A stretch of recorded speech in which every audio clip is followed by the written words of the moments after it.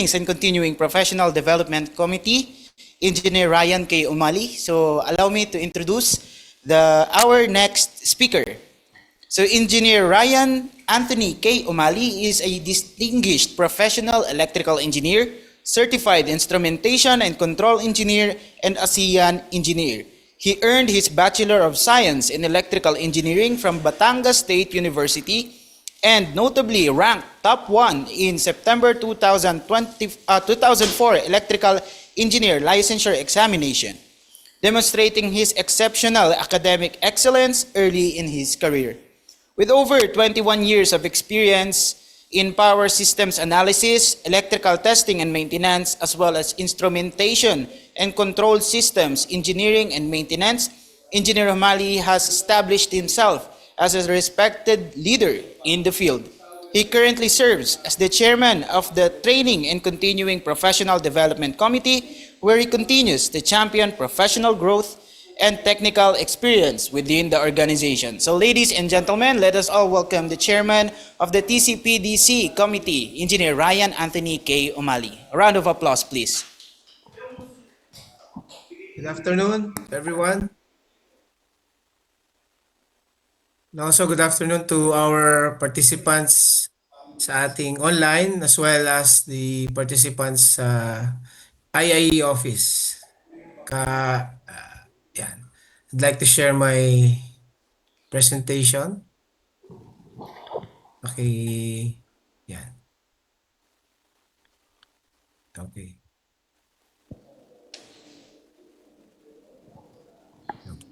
Okay. So, as mentioned by Engineer Arjen, my topic for this afternoon is all about very relevant, it's all about AI, no? Although I'm not an expert in AI, no, but I would like to share some insight on uh, its effect sa atin, as electrical engineers, no? And I would like to start first by sharing my personal experience, just recently, before I move on with my presentation. Just a few months ago, I was tasked in programming an optimization problem, essentially a graduate study. And medyo nalilimutan ko na rin yung programming sa MATLAB, And the task is to optimize a certain part of the grid, grid optimization. And pumasok sa isip ko to do it in AI. Why not do it in AI? So I just ask simple question dun sa Gemini na I just prompted na, can you write me a program in MATLAB? I put on the parameters and then I click enter, hit enter. And then the AI process it and then gave me the script and I pasted it in MATLAB. And I was surprised na when I run the program, it ran as per my expectation. Meaning to say, what I just did is, binlagay ko lang yung parameters na gusto kong mangyari. And then the AI, pinrogram na niya. And then the program for MATLAB, I pasted it sa MATLAB. And then it ran, nagtumakbo yung program.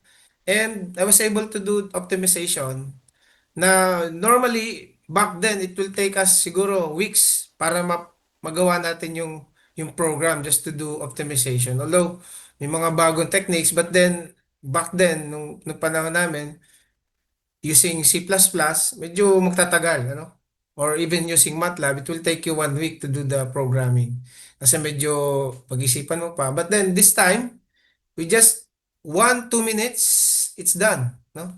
So you can imagine the impact of that if we're going to apply it, let's say, in our own work, sa ating application, sa ating ginagawa, then it will give us much more time to do the analysis, to do the thinking, rather than to create ka ng program, no? And those are just real life example in my case, no?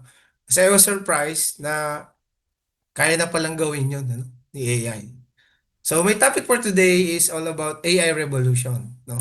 Uh, Again, good afternoon. I'm Ryan Umali, and I would like to start by, of course, i-discuss, ilatag muna natin yung what is expected ngayong hapon for the next 1 hour.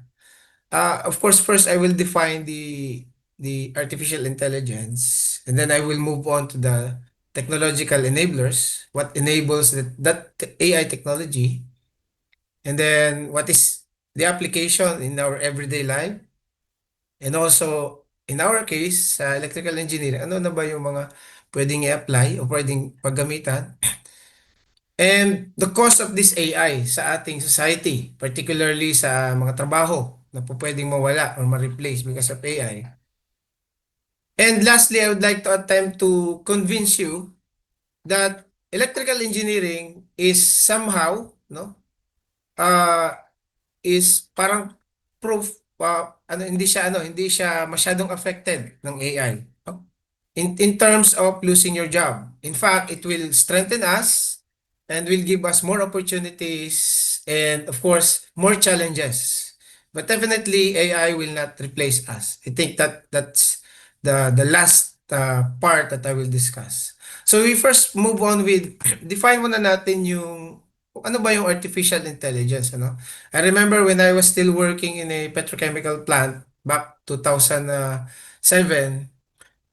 During that time, meron na kaming program for sort of parang crude artificial neural network in which the program is trying to predict the resin properties, the properties ng plastic given the laboratory data.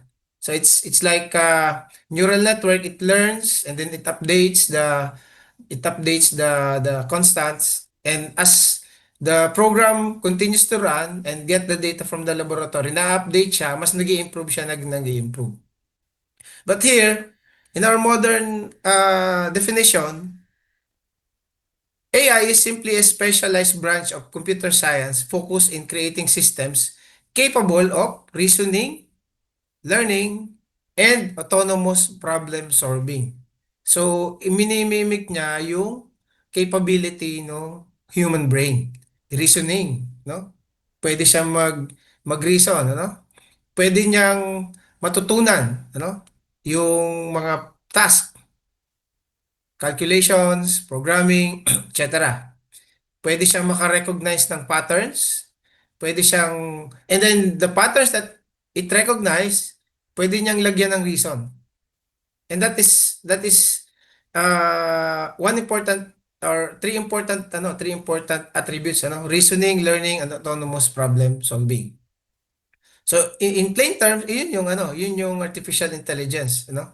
And there is a paradigm shift that is moving away from rigid coding. Kagaya nga ng sinabi ko kanina, tayo when we are doing the programming, we program it in accordance din sa kanyang syntax, no?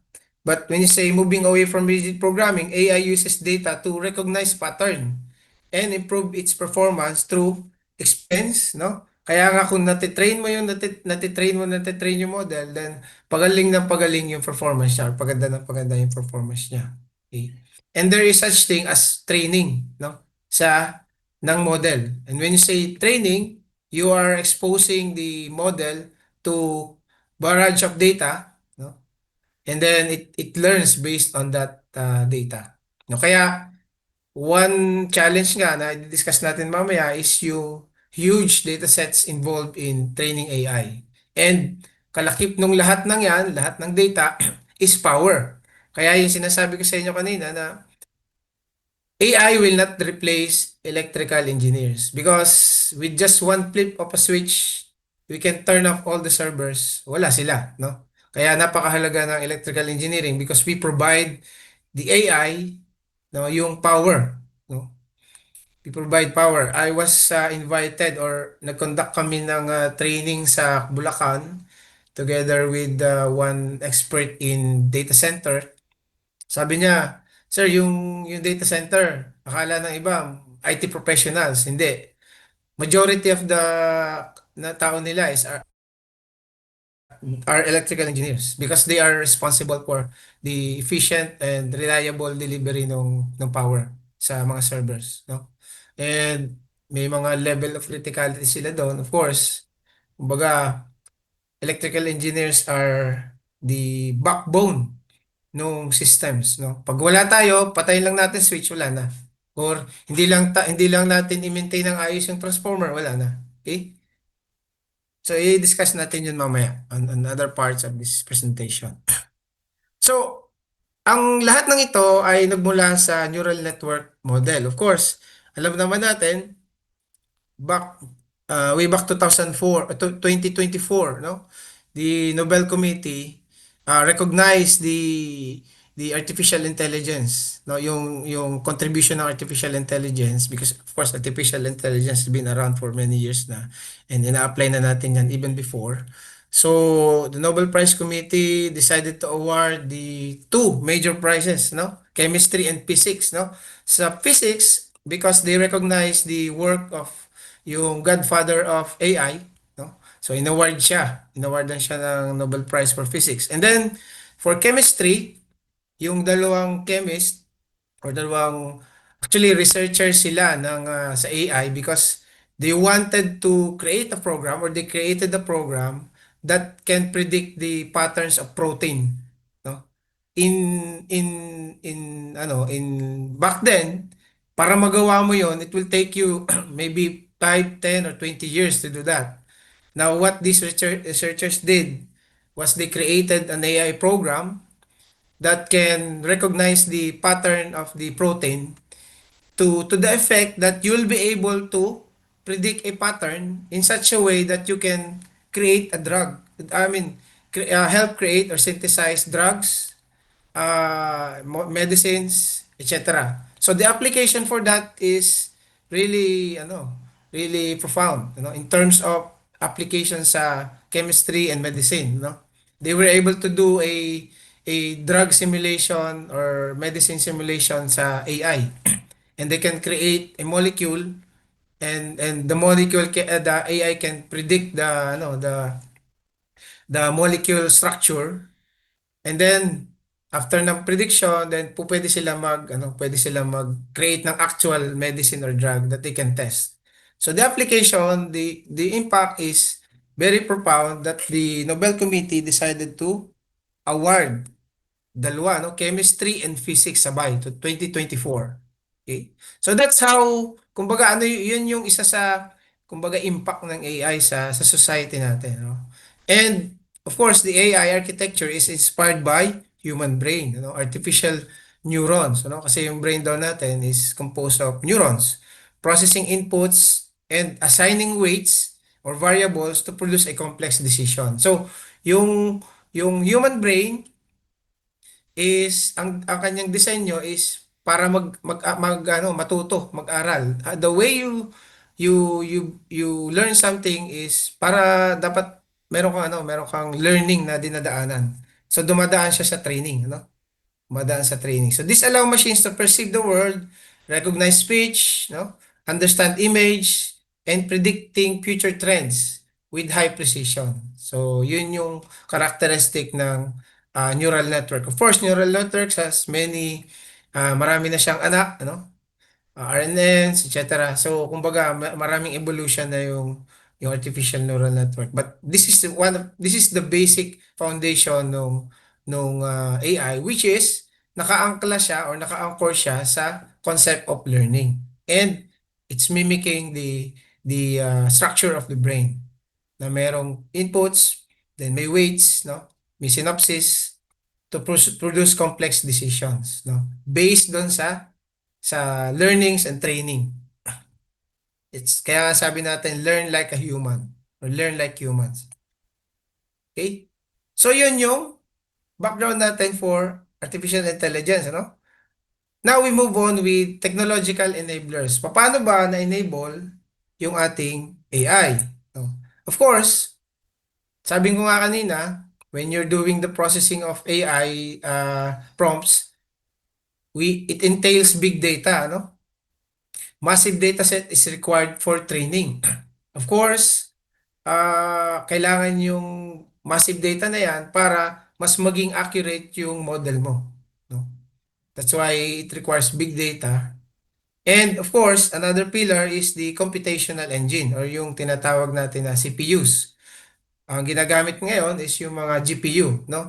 You remember before, nung panahon natin na naglalaro tayo ng mga games sa computer, no? Yung ating graphics processing unit, no? So back then, ang gamit lang ng GPU is for accelerator, no? Sa essentially para maganda yung ano mo, yung display mo, no? Para mabilis, hindi naglalag. But ngayon nakakita siya ng application sa AI, ano? Yung graphics processing unit. It process billions of operations. No? And nowadays, marami na itong iterations, no?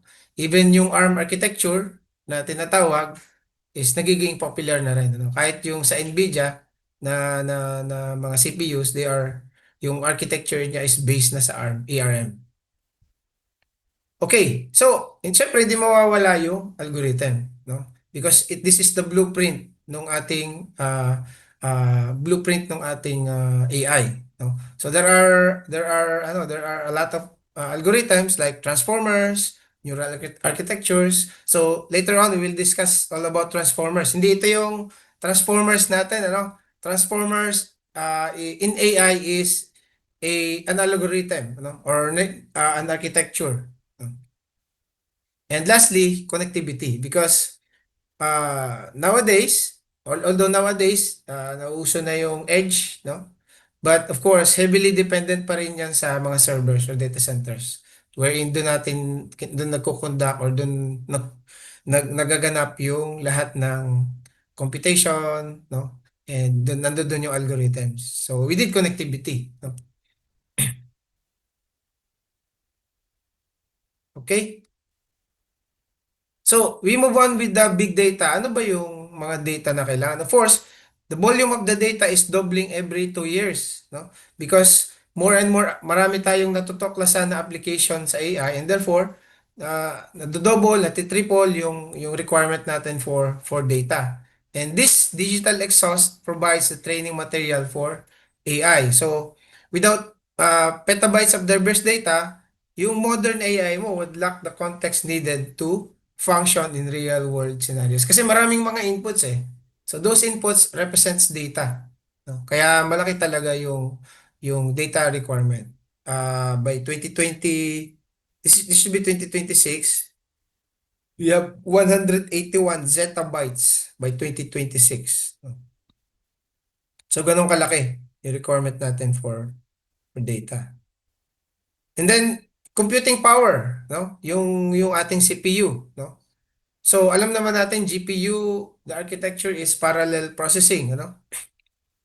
AI simultaneously requires mathematical operation that the traditional CPU cannot handle efficiently. Kumbaga, mabagal pagka yung ginamit natin yung yung architecture natin sa CPU natin sa laptop, ano? When we use that, masyadong mabagal, ano? Wherein if you use this architecture, mas mabilis yung prompting, mas mabilis bigay sa iyo ni AI yung hinihingi mo na results. Okay? So si Nvidia, of course, sa kanila naman yan nagmula, yung GPU, this is optimized for high throughput calculation or yung tensors, ano? 'Di ba? Meron tayong matrix. When you say tensors, it's like matrix in 3D, no? So kumbaga parallel yung operations pag sinabi nating tensor calculation. And specialized, so kung may tensor operation, tensor calculation, meron kang specialized tensor processing unit, no? This is custom chip designed exclusively for AI application. Yan. Okay, so algorithm. Ito na yung binabanggit ko kanina, no? So the algorithm or architecture, we have the transformers. So transformers, the architecture enables context-aware processing, powering current AI wave. So basically, transformer is an architecture algorithm that AI is implementing, no? Ang tawag natin is transformers, no? And ito yung foundation ng ating LLM, no? Nung chatbox, no? And how the chatbot is processing yung ating mga words, no? Kasi bawat words ina-assignan niya ng certain value, no? And nagpo-perform ng mathematical calculation si AI in order to recognize, for example, the word bank, ano? Pag sinabi mong bank, it could be river bank or it could be a bank savings, ano? Pero since meron siyang certain assignment, then the AI was able to recognize na yung pinipertain mong bank ay river bank as opposed kung siya ay savings bank. Parang ganun, ano? So, so that's how transformers algorithm work. So, it also has democratized access. Kasi ngayon, hindi kagaya ng una, no, na yung ating mga programs ayaw nating ipakita, no? I remember before there was merong isang website na open access, no. Ibigay niya yung code, no. And democratized access is actually an open access, parang similar, no. Similar access that hindi mo kailangan matuto ng coding. In fact, si AI pwede nga magbigay sa iyo ng ano ng codes, no. And of course, deep learning. So deep learning naman is a multi-layered network that discover complex features without human intervention. So again, deep learning mimics the human thinking, yung paano mag-isip yung human brain, no? Na naka-anchor yan dun sa ating artificial neural network or in this case RNN, ano? And edge computing. So yung access natin, ano? Pag sinabi naman nating edge computing, no, by the word itself, literally, you are computing at the edge of the network. So no longer yung computation, no, is nangyayari dun sa central data centers, no? When you say edge computing, more and more closer yan dun sa iyong area, no? And I think in the next 5 or maybe less than 5 years, yung edge computing magiging ano na yan, ano? Magiging yan na yung magiging norm, no? Because it will increase the speed, no? Kasi nga hindi na magkakaroon ng wala kang central na ano na server, no? Yung application mo will be run na doon sa area na mas malapit sa iyo or even sa iyo na mismo, no? Kaya nga may binebenta na ng mga AI computer, ano, si Nvidia, no? So that you'll be able to implement your own algorithm, train it, and then run the application sa iyong area, no? 5G and edge computing allows AI to process data directly on the device. Of course, you need to buy an AI processor, no? Reducing latency to near zero. So wala ka ng delay, ano? This is critical for safety first application like yung autonomous vehicle, no?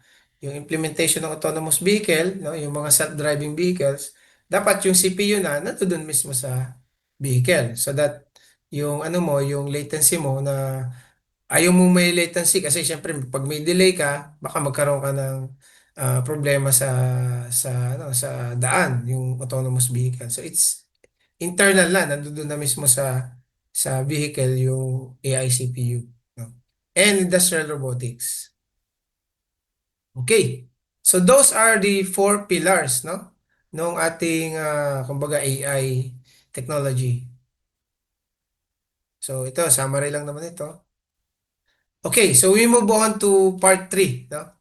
I just would like to uh, give an example nung AI in everyday application that you might recognize or you might not know na available, no? Practical application in modern life. Of course, alam naman niyo ito, no? Yung mga virtual assistant, yung mga gumagamit ng Apple dyan, no? Like Siri or si Alexa.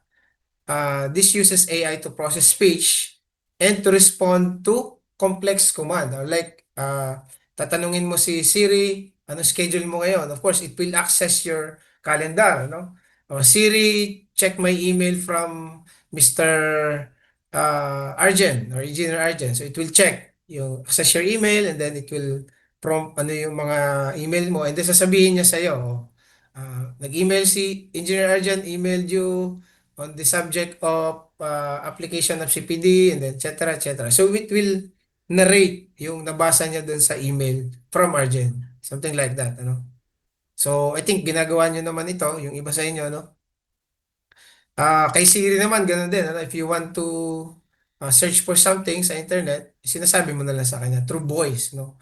And that recognition ng voice is actually tinitrain yan eh, no? Tinitrain on different voice, different tone, different accent, and those data ay training data ng model para dun sa voice recognition. And that's why yung ating Siri ngayon, napaka galing na niya maka-recognize. Kahit medyo meron kang konting accent, no? Hindi straight yung accent mo, for example sa English, medyo nare-recognize na niya. No? Before talaga nagkakamali, ano? Kung mapapansin niyo yung mga lumang version, ano? Mali-mali yung binibigay niya, ano? Na response. Kasi nga hindi pa siya trained before. Ngayon, talagang kahit medyo pilipit yung English, naiintindihan niya. No? That is because we are training the model more and more. No? Biometrics, so ito, matagal na rin naman natin ginagamit yung biometrics for human facial recognition, no? Facial recognition technology. Even yung iris, no? Nowadays, yung iris ng mata, yun na yung nagiging basis. And I remember before, yung facial recognition, medyo pumapalpak pa siya, no? Kasi minsan hindi talaga niya na-recognize o kahit ilang ganun mo, ilagay mo yung mukha mo, wala siya ma-recognize. But nowadays, kahit medyo malayo ka na or kahit multiple person na-recognize niya, lalagyan ng tag, no? So, those are the applications nung sa sa everyday life natin, ano? Uses neural network to unlock devices securely and instantly. So ito isang example lang, but then yung mga cameras natin sa office, no, that can recognize multiple face, no, multiple person, and then nilalagyan niya ng tag, no. And also predictive text, kahit before meron na naman ito, no, pero ngayon matindi na yung predictive text because hindi lang text ang binibigay niya, no? Pati yung buong sentence, ano? When you type thank you, tapos susundan na niya yun ng maraming words base dun sa words na initial na nakatype dun sa taas, no? So kung halimbawa ang ang ang ang subject ng letter mo is let's say related sa processing ng PO, then ma- ang may predict na niya letter doon is related din doon sa PO. So kumbaga, it helps you to para mapabilis yung iyong pagta-type or mapabilis yung response mo doon sa for example sa kausap mo or doon sa client, no? Okay? So those are some of the application. Sa entertainment naman, personalized algorithm, hindi nyo napapansin. Pag nanood kayo sa Netflix ng mga action movies, then ang magpo-prompt sa'yo later on, puro action movies na rin, Yun yung kanyang ibibigay. Kahit sa Facebook, ganun din, di ba? Or sa Spotify, So it can recognize your taste in terms of taste sa music, for example, no? So medyo medyo mapapabilis yung iyong pagse-search, of course. And mas magiging targeted yung magiging accurate yung magiging selection mo o yung ipapakita na sa'yo. Sa YouTube, ganun din, no? Kung mapapansin nyo, pag nag-search ka, halimbawa sa Facebook ng, let's say,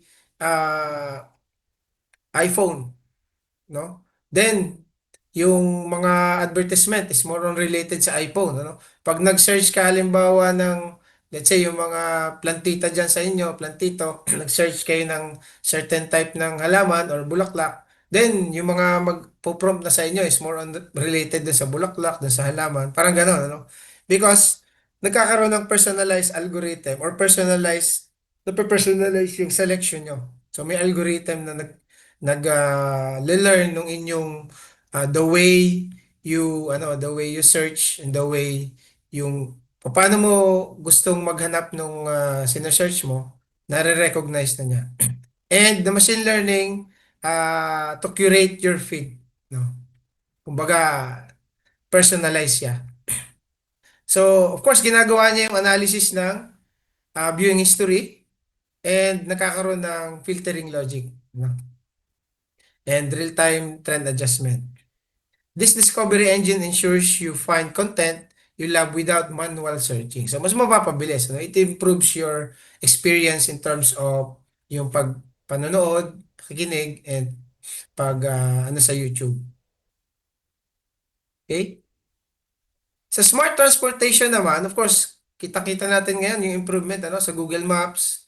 Ang ibinibigay niya sa iyo is yung data. Hindi kayo magtataka, parang alam na niya yung one way na kailan lang na-implement, no? Kasi over the course nung pagkuha niya ng data sa ibang mga gumagamit, nalalearn na niya na ay sala ito, nag-U-turn si sir. So kita niya yung data na yon, and then ma-adjust niya ngayon yung route, which is alin yung efficient, alin yung less yung gasoline or crude, yung yung crudo mo, na makakarating ka ng mas less time, no? Less time and less toll, no? So in terms of navigation, very advanced.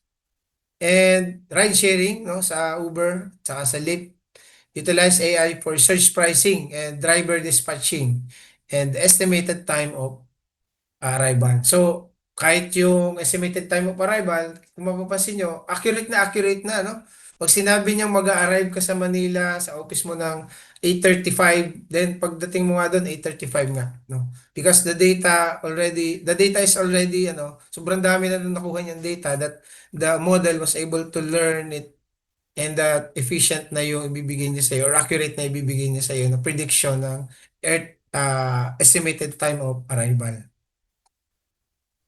In finance, of course, the bank uses AI to scan millions of transactions per second to identify suspicious pattern that human might miss. 'Di ba? Naglabas nga yung BIR na gumagamit na sila ng AI ngayon in order to look out dun sa mga suspicious transaction, suspicious receipt, no? 'Di ba? Nauso yung mga peking resibo before. So ngayon ginagamitan nila ng AI in order to identify kung alin yung tunay, alin yung hindi. So dito sa finance, no, sa bank, it scans millions of transactions to identify suspicious pattern, no. And additionally, AI-powered robo-advisors manage investment based on individual risk. So ito naman is dun sa mga investors, dun sa mga sa stock markets. They're able to predict accurately yung yung galaw ng stock market. Although before, meron na naman talagang model, in fact, merong isang mathematician na yumaman diyan, yung siya yung nagtatag ng Renaissance, na ang trabaho lang ng company na yon is to predict yung market value, and from there, through hedging, uh, na-predict niya yung galaw ng stock market. So doon siya nag-earn ng billions, Kaya naging billionaire yung mathematician na yun, Okay? Sa shopping naman, of course, yung mga Shopee at saka yung mga gumagamit ng Lazada, Pag nakuha mo yung picture ng isang item, pwede mong ipakita doon sa upload, then sasabihin niya, ito yung mga similar items. So madali yung shopping mo, It's like nagtatanong ka, pumunta ka sa Manila, nagtanong ka, meron ka bang ganito? Parang ganun yung style niya, pero virtually, i-upload mo lang yung picture, then lalabas niya sa iyo yung similar items, And of course, smart chat box. Nowadays, pagka tumawag ka sa call center ng credit card, ang sasagot sa'yo, hindi na yung human na, na call center agent, AI na ang sumasagot sa'yo. And hindi mo ma-distinguish minsan, na AI pala siya. And then tatanungin ka na lang niya if you wanted to talk to a real agent or not. Pero hindi mo ma-recognize na ngayon kasi talagang tapos Tagalog pa yung iniimik niya. Taglish, ano? Para talaga siyang para nakikipag-communicate ka sa sa tao, tunay na agent. So it supports yung natural language processing to resolve yung mga issues natin sa credit cards, etc. Course, healthcare and wearables to monitor your not only your heart but also yung patterns, no? And with that, it will be able to predict yung po pwedeng irregularities, no? And pwede rin mag-warning sa'yo for medical condition. Okay? So yun yung sa side ng everyday use. We move on with AI in engineering, ano? Sa atin ito, ano? So in engineering, first and foremost sa design, no? So sa design, we're able to do topology optimization, especially sa machine design, ano? Na before hindi kayang gawin, ano? Hindi kayang gawin ng ordinary simulation, no? Or magtatagal, no? Kaya yung, for example, yung mga spacecraft let's say, I'll take the example nung United Launch Alliance na spacecraft. Pag tiningnan nyo yung kanyang hull, no? Yung kung saan mo nilalagay yung fuel, pag tiningnan mo daw yung loob nun, makikita mo puro triangle, no? And the reason for that is because yung analysis software back then, ang kanyang analysis, yung finite element niya is triangle ang model, no? But nowadays it can be more fine, no? Finer and finer, no? And therefore it improves, pwede niya ma-improve yung machine design or machine energy use. So marami kang ma-optimize yung energy use, material use. So in short, mas mapapamura mo yung materials, no? And you achieve the same strength but with less material cost. No? So mapapansin dito sa picture, achieving the same function pero mas less yung material. Of course, this is an exaggeration but the concept is there, no? Yung concept is that you optimize the strength and you optimize the material costs, no? So, yan.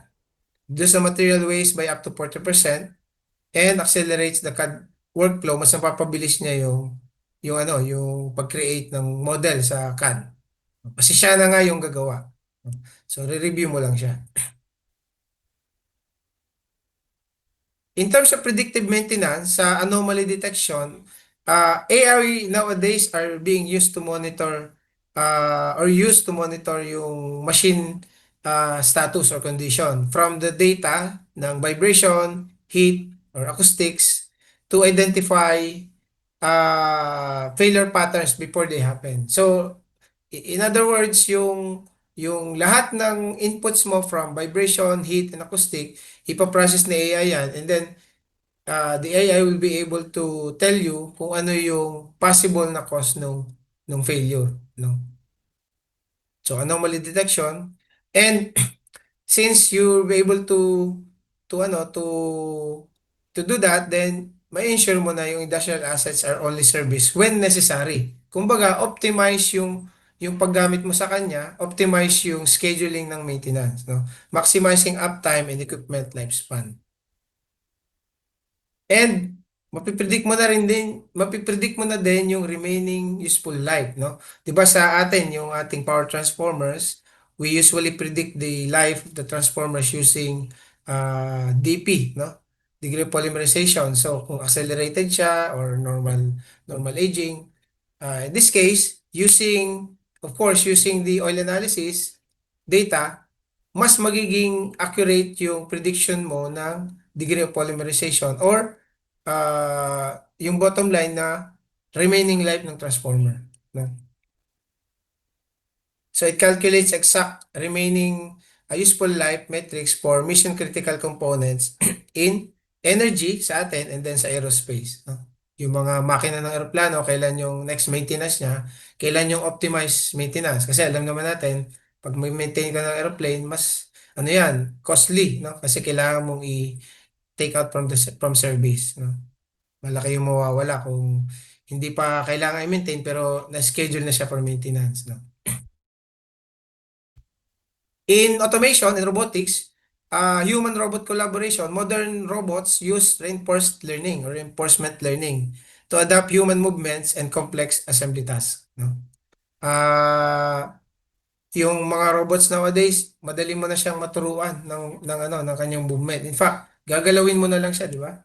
Then once nagawa niya 'yon, then it can execute, no? Although yung ganon is ginagawa na rin before, but ang sinasabi natin dito is mai-enhance siya by the use of reinforcement learning para ma-adapt yung human movements, no? Kasi yung meron task kasi na hindi pa kaya talagang gawin ng robot, no? Yung mga galaw na, so nowadays with reinforced learning, pwede niya na magawa 'yon. And of course, AI-powered computer visions allowed robots to pick and place sort items with some millimeter precision in unstructured environments. So before, gumagamit naman talaga tayo ng mga inspection cameras, yung mga high-speed cameras to do inspection ng, let's say, PCB para ma-sort out kung alin yung may tama or alin yung goods. But nowadays, it goes below that na sub-millimeter yung precision, no? In unstructured environment. In other words, kahit kung ano man yung factory floor setup, kaya niya mag-adapt. Okay? Structural health monitoring, yan, sa civil and structural engineering. Of course, ito naman is more on sa mga structures using what we call yung digital twin. Kahit sa electrical engineering, ini-implement na rin natin yung digital twin, ano? And digital twin, like for example, if you're using ETAP is like a digital twin eh, no? In fact, I think yung Schneider is going to implement fully yung digital twin such that ETAP is going to be their platform. I'm not advertising ETAP, but yun yung kanilang ultimate plan. That's in such a way na yung digital twin ng electrical system mo sa plant is talagang nakareplicate dun sa ETAP. And if in case na merong mga faults or may mga abnormalities, then you can simulate sa ETAP, which is ginagawa natin ngayon but more enhanced, mas enhanced. Sa civil engineering naman, they use AI to identify micro cracks and stress points long before they are visible to human eye. So using kung gumamit sila ng mga data ng sensors, no? Sensors meaning yung strain gauges, no? So based on that sensors, the AI can identify itong mga anomalies. Quality assurance and vision, no? So, yun nga, yung nabanggit ko kanina, robot back then, meron na naman talaga nito. But yung AI-driven cameras can scan products on assembly lines at high speed, identifying the defects with 99.9% accuracy, no? So, talaga na-improve yung speed and therefore, mas napapataas yung throughput ng plant and therefore, mas nagiging efficient. At ang effect nun sa atin, mas nagiging somehow mura yung product, no? Kasi mas efficient siya. And real-time corrections. Kasi nga, you can do a closed loop system para ma-adjust mo yung mga machine parameters. And the machine itself can adjust it automatically kung may ma-detect siya na deviation do sa product stream. No? In fact, I was talking to one of my colleagues dun daw sa China, an international plant, ang tawag nila doon sa planta nila na yon, food and beverage to, no? Ang tawag nila doon sa planta na yon is dark plant, no? Dark plant. Bakit dark plant? Kasi wala nang factory worker, no? Laging patay na yung ilaw kasi hindi naman kailangan ng robot ng ilaw, no? So ang tawag nila doon sa planta na yon sa China ay dark plant because wala na halos wala na talagang tao. Ang tao is nandoon na lang dun sa back end ng process, no? But then again, what can I assure you is may electrical engineer doon sa plantang yon. Because otherwise, kung masira ang transformer nila, walang gagawa nun, ano? kung wala magmo-monitor ng performance ng transformer nila. Kahit may AI yan, wala magkukorek, no? Tayo 'yon, no? Kaya sabi ko nga, hindi mawawalan ng trabaho ang mga electrical engineers. Yan, sa ito naman is ano lang, summary. So what is the next step? From design to maintenance, AI is the ultimate multiplier for engineering expertise and industrial safety. So the era of intelligent system is already here. In fact, matagal nang nandito. No? Okay, so lahat ng binanggit natin kanina, lahat yan may consequence. Ano? And the cost of intelligence actually is, sa atin, sa society, is workforce displacement and resource strain. Puntahan muna natin yung workforce displacement. Bakit workforce displacement? Kasi most of the task, yung task na kayang gawin ni AI, ay i-replace na niya yung mga tao na gumagawa noon, no? Like programming, no? Virtual assistants, office works, no? Factory workers, no? Works that are repetitive. Yan. Ano yan, matatanggal na yan. And yun yung impact, ano? That's why yung yung yung ating university and even the mindset sa bahay should focus on selecting a course or a career na hindi siya masyadong affected by AI, no?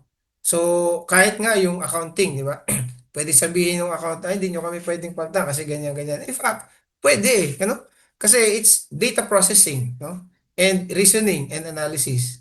So therefore, you can assign a model for that and then let the model do the accounting work, no? Auditing and accounting work, papasa mo lang sa kanya yung data and then lalabas na yung ano mo, yung result, no? So, kung magulang kayo, siguro mas maganda pakuhain niyo ng electrical engineering yung anak niyo because really hindi naman bias ako sa ating profession but tayo yung isa sa may pinaka-important na role sa ating civilization, no? Isang pitik lang ng switch, and then wala na yung ano mo, power. Wala na rin si AI, no? Okay? So workforce displacement, the evolution of automation, unlike previous industrial revolutions, ano, 'di ba? Nagdaan tayo sa mga industrial revolutions that replace manual labor. What AI threatens is it threatens the cognitive, creative, and white collar roles. No? Kahit yung mga artist, no? 'Di ba? I-prompt mo lang kay AI, create an illustration for let's say simple beautiful tree, no? So gagawa siya, no? And then you will just refine it, no? Remove the ganito, remove the ganyan, put ganito, put ganyan. And then it was able to give you, pwede siya magbigay sa iyo ng painting ng isang puno, no? So yung creative part is nakuha na ni AI as well as yung cognitive, no? And yung white collar roles. Kaya nga itong tatlong ito, mostly ito yung threaten na sectors ng ating labor force, no? If you are under cognitive, creative, and collar roles, then you are going to be replaced by AI sooner, no? In fact, 'di ba si Meta, madami na niya tinanggal na na tao, no? So vulnerable sectors, customer support, legal research, data entry, software engineering, no? Imagine software engineering. Kasi nga nabanggit ko nga kanina sa inyo, kaya na niya mag-program, no? Ayun yung isa sa expertise niya. Skills gap, yung fast-paced disruption leaves little time for structural workers to reskilling. Kasi nga hindi natin napaghandaan. Ano? So yun yung kumbaga isa sa skills gap that we as society should address, no? Sa ating side as electrical engineers, I'm sure hindi tayo ganoon ka-threaten but sa ibang part ng labor workforce talagang they have to rethink kung ano yung magiging career nila in the future. Kasi sooner talaga mawawala na yung mga nabanggit na work na yan. Okay, so nabanggit natin yung workforce displacement as one of the challenge. Another challenge is the data center and power demand. Ano? kung mapapansin nyo, more and more data centers are being built dito sa atin, no, pati sa Asia. And yung location nito is inilalapit nila sa malapit sa power source, no? Because yung data centers talagang malakas kumain ng kuryente yan. In fact, it was predicted na yan yung magiging main isa sa magiging main around 20% nung ano natin ay kakainin ni data centers, no? 16 to 20% yung power demand natin. In fact, yung mga data centers, so yung mga members natin dito from data centers, meron kayong sariling power supply, di ba? May sarili kayong generators and ready kayo to respond dun sa grid failure, for example, or kakulangan sa ating power supply. Of course, sa lahat ng problema, ito yung sa ating side na medyo at ease tayo kasi we can solve this one. Tayo yung, as electrical engineers, tayo yung magsosolve nito, no? In terms of power demand, in terms of putting up power plants, no? Analyzing the system. Although, the analysis of the system, kaya na rin gawin yan ni AI. But of course, to do the installation, testing, and commissioning, tao pa rin yung gagawa niyan. Tayo pa rin as electrical engineers. And kumbaga, sa ibang profession, medyo medyo tagilid sa atin, talagang advantage natin. And kumbaga it is our duty to continue that, no? Kasi kung wala tayo, walang power si AI, no? Hyperscale. So ito na yung mga sobrang lalaki na mga data centers, ano? To the point na ang kanilang ang mga power plants ngayon na sa US, especially sa US, yung mga coal-fired thermal power plants nila na dinecommission na nila, napipilitan sila ngayong buhayin just to adapt to the hyperscale construction, yung pagpuput up ng mga hyperscale na data centers, no? Kasi ang talagang constraint nila sa ngayon ay power, no? Si AWS, si Google, no? Si Amazon, etc. So, also, pinupush niya yung grid to its capacity threshold, no? Kaya nga ang mga hyperscalers, they are putting up their servers, their hyperscalers sa area na malapit na dun sa power plants. So that hindi na sila pabigat ba sa grid, ano? So tech giants and hyperscalers are racing to construct massive data complexes, introducing critical infrastructure dependencies. So, yung infrastructure na binabanggit dito is yung grid infrastructure, no? Kasi kumbaga mabilis silang mag-put up, but then yung grid construction is hindi siya makasabay, no? So, yun yung isa sa ano. So, that means electrical engineers, electricians are at the heart of the growth, no? Hindi ka mawawala dun sa growth kasi yung mga binanggit natin kanina na job, habang nag-i-improve yung AI, nawawala yung trabaho nila. Tayo, mas dumadami yung trabaho natin. Okay? Ayun, ito na yung binanggit ko kanina, the energy dilemma. Fossil resurgent, ito, binubuksan na nila, binubuhay nila yung mga power plants nila na coal power plants just to keep up with the demand ng hyperscalers. And water consumption. Although sa side naman ito ng environment, but in terms of cooling, no, ang laki ng demand ng servers for cooling. And again, ang pinaka bottom line nito is water and electricity. Yun yung kumbaga basic needs ng human na basic needs din ng AI.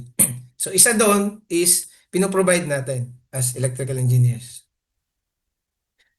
Yeah, so in summary for the socio-economic impacts sa labor market, talagang meron talagang maiiwan or matatanggal dun sa labor. In terms of energy grid, the exponential data facility loads, so magkakaroon ng need na magtayo ng maraming grid and power plant facilities. Sa environment, of course, nabanggit natin kanina is dun sa water and carbon footprint. And in terms of economic bias, ito naman ay high compute entry barriers. So I'm not sure about this economic bias, but this is kumbaga parang napo-focus yung ano natin, yung attention more on dito sa hyperscaler or dun sa AI, whereas other sectors, no, medical, and other infrastructure na nangangailangan din ng same resources ay mawawalan sila ng share dun sa big at sa kuryente. So yun yung kumbaga socio-economic impact. Okay, in terms of balancing the act, managing AI revolution requires simultaneous innovation in green and geothermal energies. So, alam natin Philippines is number one yan sa geothermal, ano? Tama ba? We are nasa top list tayo ng nag-utilize ng geothermal and adaptive workforce. Tayo din yon, Pilipino, ano? Napaka-adaptive natin in terms of adaptive workforce. So, sustainable intelligence must be the goal. So, sustainable intelligence must be the goal.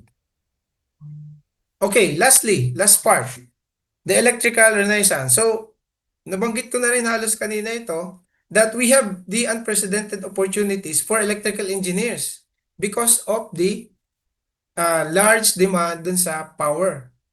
Maraming itatayong power plants, maraming i-maintain na grid, maraming i-maintain na electrical facilities because of this unprecedented na na demand sa AI, And kumbaga, that shielded us from automation. While AI replaced cognitive tasks, it cannot build or stabilize physical infrastructure. Yun yung skill set natin. AI's endless thirst for power creates permanent job security for electrical engineers. So in terms of power dependency, I would say that is 100% because when you remove power, wala kang power sa iyong server. And that is the reason why, sabi nga, AI's endless thirst for power creates permanent job security para sa atin as electrical engineers. And hyperscalers and grid operators requires human engineering expertise. Ang ano nga lang natin, ang dapat lang natin gawin as electrical engineer is to upgrade and learn, matuto tayo dun sa mga bagong technologies that will help us to address these problems, no? Yung binanggit ko kanina, no? Ng mga tools. To design substation, optimize transmissions, and keep data facilities online. Okay? So, of course, andyan dyan yung mga advanced planning tools. Si AutoCAD, I think meron na siyang nilabas na AI-driven, automated schematic routing, instantly generate safe and standards compliant physical layouts. No? Alam niya yung NEC, alam niya yung PEC, then it can create a layout that will follow the code. So kung building code, kahit yung building code, pwede na rin niya i-follow. Of course, kaya nangangailangan pa rin niya na engineers to review and to certify the design, no? Generative grid balancing, of course, this is an advanced topic sa renewable in terms of integrating yung ating mga renewable dun sa existing natin na system, ano? Especially if we're using wind, no? We're using wind and solar, so AI can predict ano yung magiging weather patterns and therefore it can predict ano yung magiging energy generation for this particular time or duration. So based on that, we can decide or the grid management can decide ano yung magiging mix dun sa aking grid, no? Sa construction naman, yung BIM, no, kabisado ito ng ating mga electrical engineers na nagtatrabaho sa design. Engineers utilize AI-powered BIM to detect component spatial clashes before field installation, eliminating costly rewiring delays. No? Although ginagawa naman talaga yung clash review sa BIM, but na-enhance ng AI. Next generation of system maintenance. In terms of smart grid, engineers program machine learning logic to reroute high voltage power line instantly during localized periods. In fact, merong ginagawang research yung isang company, it so happen na kaibigan ko yung from Finland, meron silang ginawang AI application sa Taiwan, no? I think na-discuss na rin niya ito nung last AI forum natin sa ANC, that their model was able to predict 5 to 7 days before the failure, no? 5 to 7 days before the failure. Hindi ito yung post analysis, yung nagkaroon na ng actual failure, then analyze mo lang kung ano yung cause. Ito is hindi pa nangyayari yung failure, the AI model will be able to tell you na ay pwedeng yung ano mo bumigay na, yung linya mo bumigay na, yung transformer mo bumigay na. So meron na silang ganun ngayon. Ongoing yung training ng model sa Taiwan, no? And I am actually pursuing him to do it also here in the Philippines. But of course, may mga constraint na ano yan. So, but then, nandiyan dyan na yan, ano? Thermal analytics using autonomous drone imagery to track transformer hotspot before blowout events, no? Pati yung tinatawag natin sa linya, no? Yung pwede mo ma-predict based sa sa weather conditions, then you can predict the line loading, no? Yung dynamic line loading. Pwede mo na siyang ma-predict, no? Asset life cycle tuning. So these are the applications para dun sa maintenance ng ating system or grid. Okay? Okay. So AI does not displace electrical engineer. It transformed them from a draftsman into architect of macro scale power ecosystem. Again, sabi ko nga tayo bilang electrical engineer, hindi yan mawawala sa picture, no? The grid of tomorrow demands your expertise, and therefore kailangan nating mag-upgrade by attending trainings, seminars, and upgrading yung ating skills and knowledge. So again, would like to thank the IA technical team for inviting me and for allowing me to present this AI revolution topic. So again, thank you very much.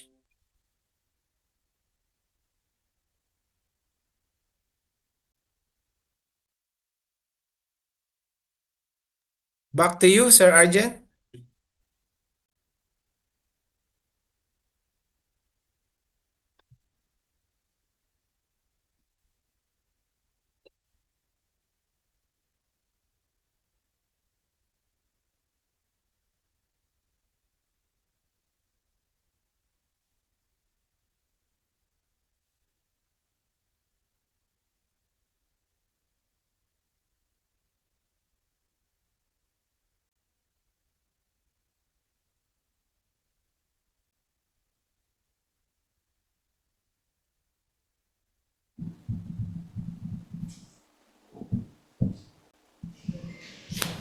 Hello?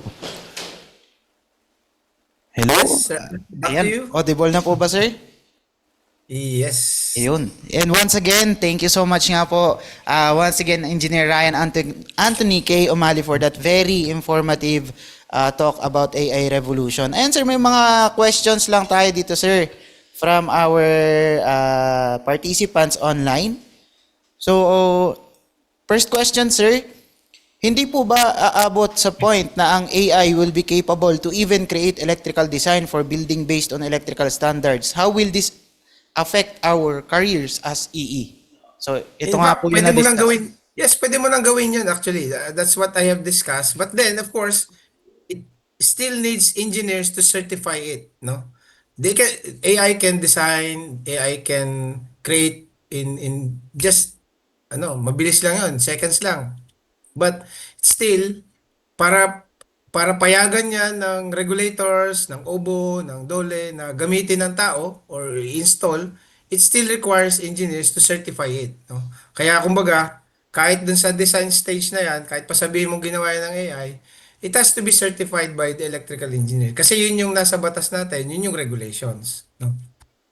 I don't Yes. think the regulators will allow AI to certify it because kung magkamali yan, sinong babalikan mo? And that's Walang the function accountable. of yung PRC, di ba? Kaya meron tayong license, siya yung magse-certify. So hindi pa rin tayo matatanggal sa picture, no? Ayan.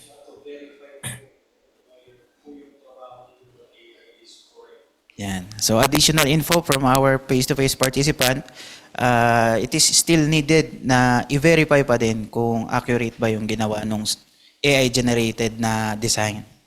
So nice input, sir. Next po ay Ito sir, another question po. Ibig sabihin po ba, ang EE with advanced AI will be tasked for the maintenance and checks of equipments only? So, of course, for the whole life cycle, whole life cycle ng system, ano, from design, installation, testing, commissioning, maintenance, maintenance ng system, troubleshooting. So, ano doon pa rin tayo, no? Sabi ko nga, patayin mo lang yung switch, no? Or pabayaan mo lang na yung transformer mo ay may hotspot, ay patay na yung ano mo, server mo, no? Kaya nga nung nakausap ko yung isang manager sa nung isang company na nag-provide ng data center, puro electrical engineers daw yung tao niya, no? And that's very tawag dito, very inspiring, especially dun sa mga batang engineers o dun sa mga students natin who are electrical engineering students na talagang maganda yung future nyo. Yes Sabihan nyo sir. na yung mga kapatid nyo na mag-electrical engineer na rin kayo para secure yung inyong job. Para hindi mawalan ng trabaho. Yes, yes, yes. Okay sir, last question sir. Ito, truth to be told, I am working on hundreds of simulations and analysis for projects. AI was able to analyze them in few minutes compared to human engineer that may take days to do. What adjustments can you suggest we do in terms of skills? Should we focus more on manual work such as repair Of and course, may maintenance? kanya-kanya tayong skill set. Hindi naman natin pwedeng sabihin na maintenance ka lang or analysis ka lang or reviewing ka lang. Of course, may kanya-kanya tayong, kaya nga sa atin, sa ating trabaho, meron tayong 8 expertise, ano? Those expertise na yung 8 yon, nandoon pa rin yan. Again, hindi rin yan mawawala. So, for example, if you're doing the analysis of the design, let's say nagkaroon ka ng design, meron kang 8 i-decide kung alin, kailangan mo pa rin ng review, kailangan mo pa rin i-review yon, kailangan mo pa rin i-certify yon. Ang magiging tulong niya sa iyo is mapapabilis niya sa iyo, mapapabilis niya yung review mo. Pwede niyang i-summarize eh, no? Like yung nung isang araw, just to para may kwento ko lang, no, meron akong ini-evaluate na bids from 4 contractors for subco namin. Pinasok ko lang siya sa AI. Sabi ko, summarize mo nga. Summarize these 4 bids. And then tell me which is the best choice. So inilabas niya. Now, of course, I will review. Titingnan ko pa rin, verify ko pa din. And pas napabilis yung bid evaluation, no? So sa atin, Arjen, di ba, nag-conduct tayo ng certain evaluation. Ang bilis nating mag-analyze nung resume and curriculum vitae ng mga speakers, di ba? But then, of course, nire-review natin isa-isa yon. But the thing is, napabilis niya yung analysis and along the way, natututo ka rin eh. No? Natututo ka rin na, ganun pala yung ginawa ni AI. And therefore, next time, ganito na yung gagawin ko. So, you'll be able to adjust, no? Para mas magiging accurate yung ipoprompt mo. Okay, sir. Thank you so much po, Engineer Ryan.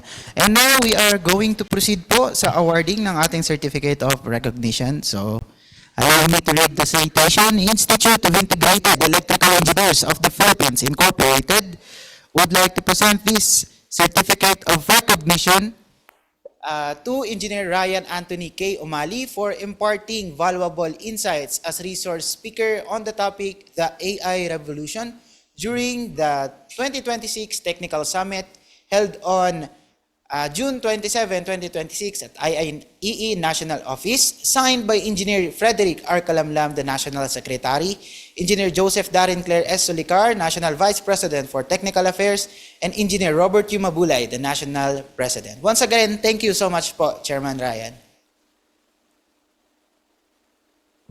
Thank you. And without further ado, we are now going to proceed on the next topic for our afternoon session.